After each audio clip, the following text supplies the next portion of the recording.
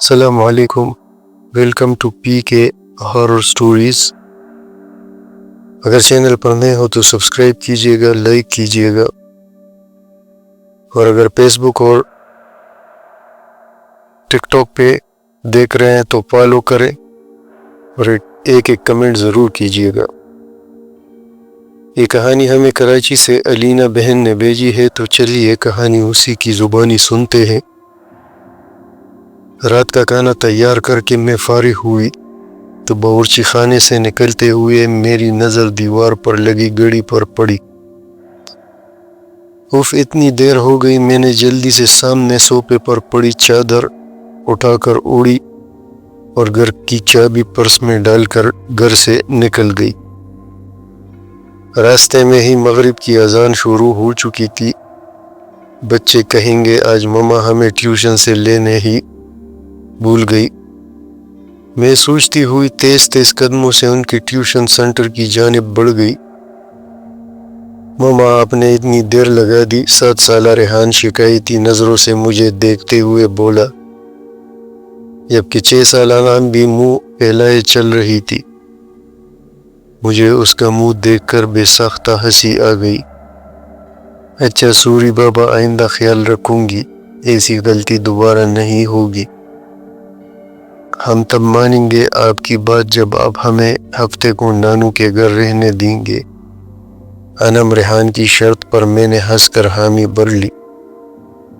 جلدی چلو، تم لوگوں کے بابا بھی گھر آنے والے ہوں گے۔ میں دونوں کا ہاتھ پکڑ کر سامنے والی گلی میں داخل ہو گئی۔ یہ راستہ شارٹ کٹ تھا، ادھر سے جلدی گھر آ جاتا تھا۔ ویسے تو میں روڈ سے ہی جاتی تھی، زیادہ تر اس گلی سے گزرتے ہوئے کتراتی تھی۔ اوہ ماما، یہ کتنا ڈراؤنا گھر ہے، اس کو دیکھ کر ڈر لگ رہا ہے، ہاؤس نمبر 450 کو دیکھتے ہوئے بولا، جو بالکل اندھیرے میں ڈوبا ہوا تھا۔ عجیب وحشت برس رہی تھی اس کی بات پر۔ میں دونوں بچوں کو لے کر جلدی سے آگے بڑھ گئی۔ رات کام سے فارغ ہو کر بستر پر لیٹی تو بے ساختہ نظروں کے سامنے وہ گھر آ گیا۔ اس گھر سے میرا ماضی جڑا ہوا تھا۔ میں آہستہ آہستہ اپنے بیتے ماضی کو سوچنے لگی۔ میرا نام علینا ہے، ہم 3 بہنیں اور 1 بھائی ہے۔ میرے بابا آرمی میں ہوا کرتے تھے، جبکہ اماں سادہ سی گھریلو خاتون تھی۔ میں انٹر میں تھی تو بابا نے اماں کی خواہش پر بڑا گھر لے لیا، کیونکہ جس گھر میں ہم تھے وہ گھر ہمیں کافی چھوٹا پڑ رہا تھا۔ جس دن بابا نے نیا گھر لیا ہم سب بہن بھائی بہت خوش تھے۔ 2 منزلہ یہ بنگلہ نہایت خوبصورت تھا۔ نیچے والے حصے میں 3 بیڈ روم، بڑا سا ٹی وی، لاؤنج اور ڈرائنگ روم اور باورچی خانہ تھا، جبکہ اوپری حصے میں 2 بڑے ٹی وی، لاؤنج اور 1 اسٹڈی روم تھا۔ چھوٹا سا باغیچہ تھا جس میں نیم اور بیر کے درخت لگے تھے، اور کار پورچ اتنا تھا کہ ایک گاڑی کھڑی ہو جائے۔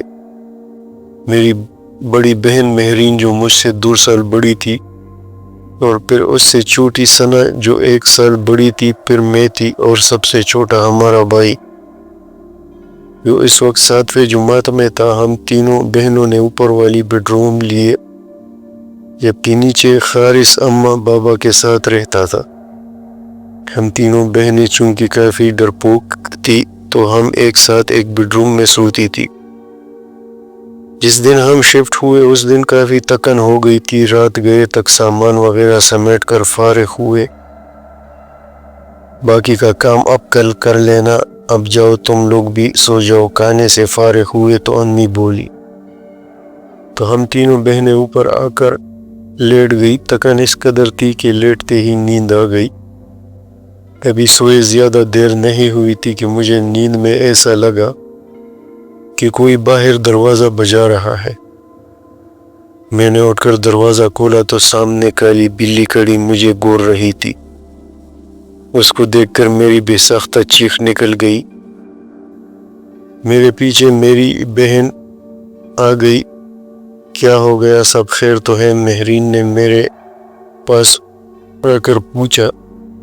تم بلی سے ڈر گئی، اس نے حیرت سے بلی کو دیکھتے ہوئے کہا، اور میں شرمندہ ہو کر واپس بستر پر آ کر لیٹ گئی۔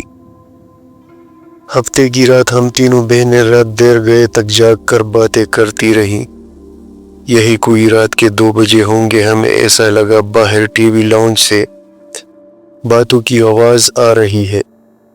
اس وقت کون ہو سکتا ہے؟ ہم بولتے ہوئے کمرے کا دروازہ کھول کر جیسے ہی باہر آئے تو ایسا معلوم ہوا جیسے یہ باتوں کی آواز باورچی خانے سے آ رہی تھی۔ باورچی خانے میں ہم نے جھانکا تو وہ کالی بلی سامنے کاؤنٹر پر بیٹھی نظر آئی۔ ہمیں دیکھ کر اس نے چھلانگ لگائی اور سامنے کمرے میں گھس گئی۔ ہم ابھی سمجھ نہیں پائے تھے کہ یہ ہوا کیا، پھر ہماری نظر سامنے جلتے چولہے پر پڑی۔ ایسی خوشبو آ رہی تھی کہ جیسے کچھ پک رہا تھا۔ مہرین نے آگے بڑھ کر چولہا بند کیا۔ ہم تینوں ہی گھبرائے سے گئے تھے۔ اس بات کا ذکر ہم نے اگلے دن امی سے کیا، جس پر وہ الٹا ہمیں ڈانٹنے لگی کہ جلدی سویا کرو۔ اتوار خالہ اپنی فیملی کے ساتھ ہم سے ملنے آ گئی تھی۔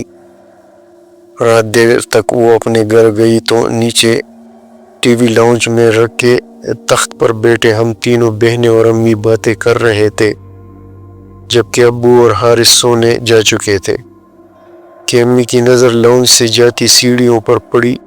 ارے علینا بیٹا، اوپر دیکھو کوئی بچہ رہ گیا۔ حالانکہ چھوٹے چھوٹے بچے تھے، کافی شرارتی تھے۔ امی کو لگا کہ کوئی بچہ اوپر نہ رہ گیا ہو۔